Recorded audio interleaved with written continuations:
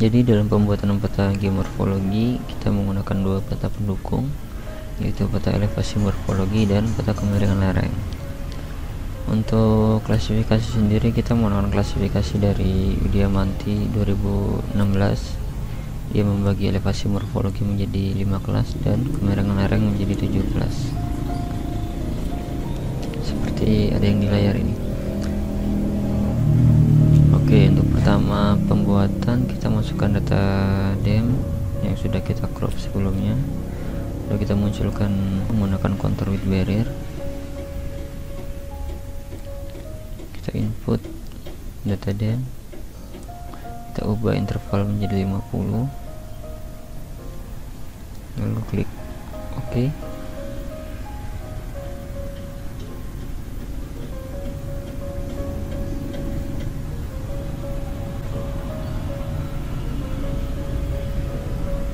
Nah, ini sudah muncul. Yang perlu kita lakukan adalah mengubah data topo ini menjadi data raster.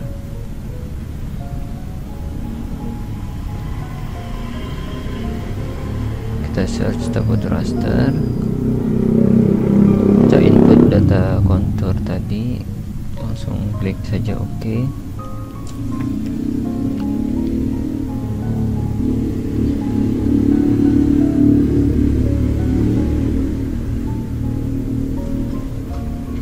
Kita sudah jadi data raster. Kita ubah sesuai dengan klasifikasi menjadi 3 karena paling tinggi daerah penelitian yang ada di peta ini adalah 351, maka hanya ada 3 satuan elevasi morfologi. Nah, akan jadi seperti ini. Kita bisa ubah propertinya dengan double klik yang ada di table of content ini. Lalu kalau sudah jadi peta elevasi morfologi, kita akan membuat peta kemiringan lereng. Kita masukkan data DEM, lalu kita ubah jadi percent rise tadinya, percent rise. Oke, ini sudah muncul. Kita juga ubah sesuai dengan klasifikasi.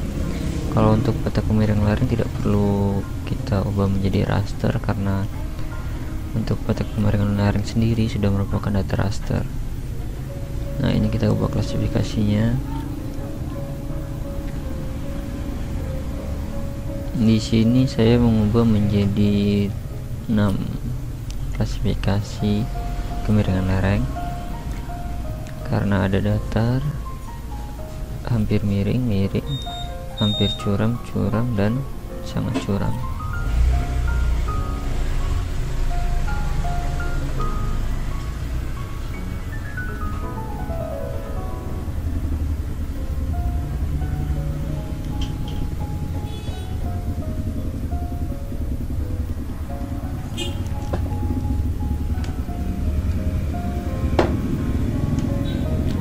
Tapi untuk memudahkan dalam klasifikasi, maka kita hanya kita kelompokkan lagi dari yang datar hampir miring dan miring hampir curam, sangat curam, untuk memudahkan klasifikasi. Jadi nanti untuk peta geomorfologinya, peta satuan bentuk lahannya akan ada contohnya perbukitan rendah berlereng curam sampai sangat curam, seperti itu. Jadi untuk di peta geomorfo nanti kita akan mengoverlay 3 satuan elevasi morfologi dan 3 satuan kemiringan lereng value nya.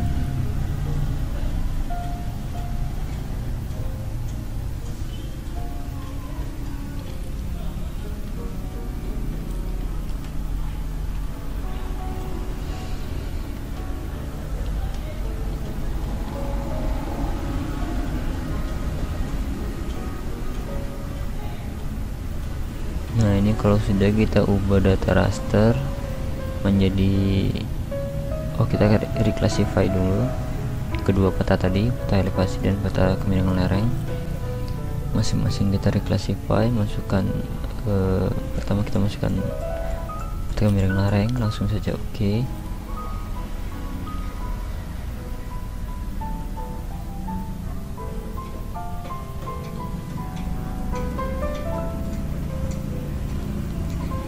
Kalau sudah, kita masukkan data topografi. Oke.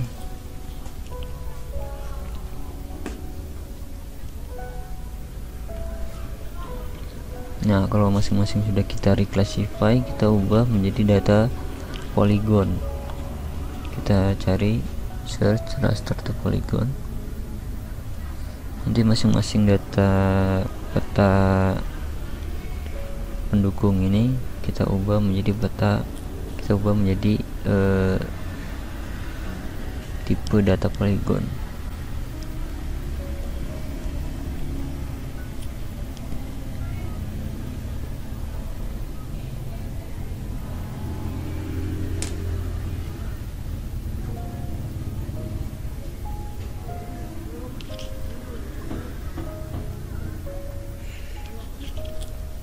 Nanti kalau sudah kita masukkan data di atribut table data pendukung yang akan kita overlay nanti.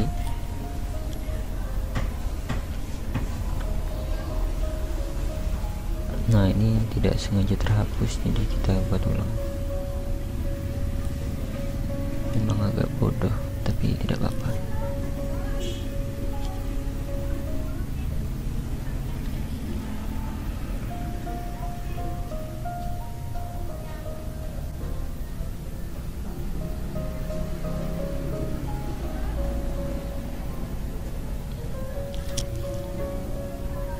Nah, ini kan data dari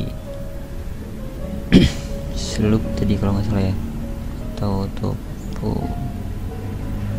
Ini data dari slope.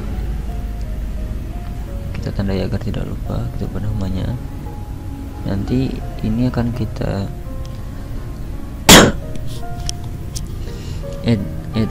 add field. Kita masukkan nama kolomnya. Kita beri nama slope, lalu kita tipenya kita jadiin text, lalu klik saja oke. Nah, di sebelah kanan ada yang tulisan 0 ini tabel baru yang akan kita isi. Caranya adalah tadi di bawah pojok kiri atas kita masukkan select by attribute, kita klik nilai grid code sama dengan 1 menggunakan rumus. Nah, maksudnya grid code sama dengan 1 adalah kita akan memblok di tabel grid code ini yang mempunyai nilai 1. Nanti akan terblok semua yang punya nilai 1, lalu kita pindah ke table slope, kita masukkan fit kalkulator, kita tanda petik tulis datar, karena 1 adalah kemiringan lereng paling rendah, jadi kita beri nama datar. Ini harus menggunakan tanda petik 2 dalam penulisan. Nah, seperti ini. Kalau tadi 1 sudah untuk datar, kita ulangi cara tersebut untuk penamaan sisanya. Jadi ada datar, ada miring, ada curam. Kita menggunakan cara dengan pola yang sama. Kita select by attribute, grid code sama dengan 2 untuk miring, lalu grid code sama dengan 3 untuk curam.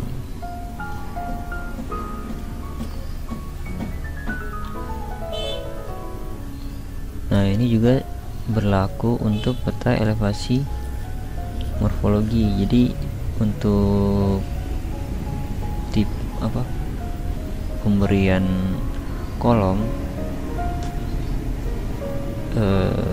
kedua peta pendukung ini menggunakan cara yang sama. Jadi intinya adalah kita akan buat dua peta, ada 3 satuan di elevasi morfologi, yaitu datar, perbukitan rendah, dan perbukitan. Ada tiga satuan di peta kemiringan lereng: datar, miring, dan curam. Nah, nanti ketiga masing-masing tiga satuan ini akan kita overlay menggunakan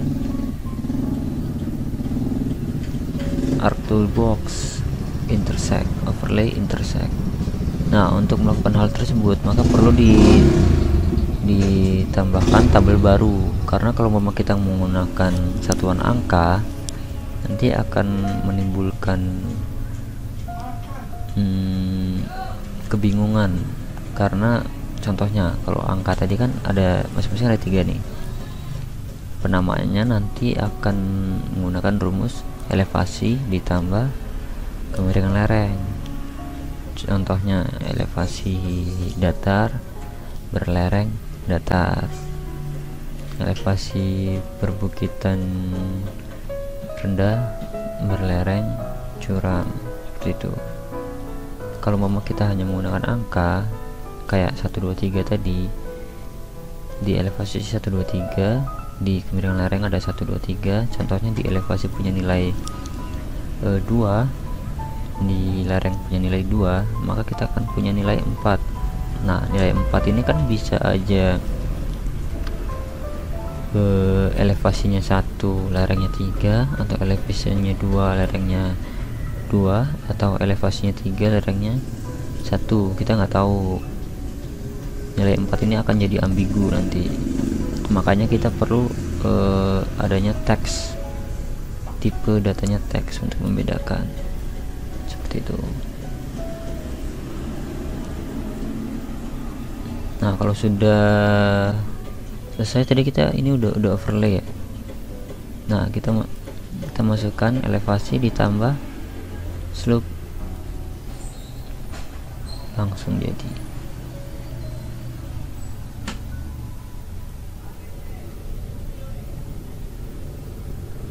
Yang perlu kita lakukan adalah klik kanan properti di data overlay tadi, kita ubah value fieldnya menjadi bentuk lahan karena kita menamai bentuk lahan tadi ya. Nah, ini akan jadi seperti ini, tinggal kita ubah sesuai dengan keinginan kita, seperti apa data yang ingin kita tampilkan. Tapi di data ini nanti ada, karena slope nya kita ada 3, maka ketiga-tiganya akan muncul nanti bahkan di elevasi datar. Jadi nanti ada elevasi datar belereng curam, elevasi datar belereng datar, elevasi datar belereng miring. Tapi kan kalau di lapangan itu tidak ada elevasi datar berlereng curam. Oleh karena itu kita bisa kelompokkan menjadi satu satuan bentuk lahan. Ini hanya ada elevasi dataran rendah, satuan bentuk lahan dataran rendah. Nah, untuk 2 elevasi sisanya nanti itu bisa menyesuaikan sesuai dengan data yang ada. Nah, ini sebenarnya petanya sudah selesai, tinggal memperbaiki tampilannya saja.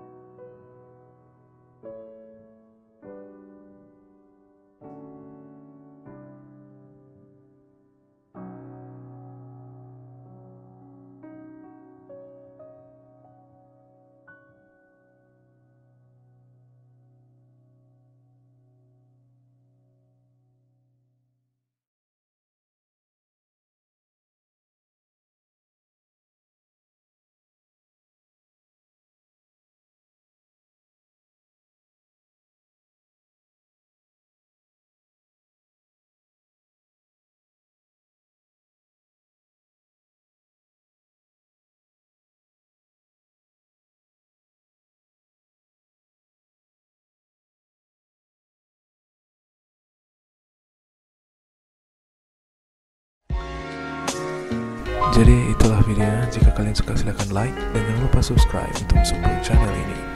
Dan jika kalian memiliki saran silahkan berkomentar di kolom komentar. See you in the next video and stay santuy.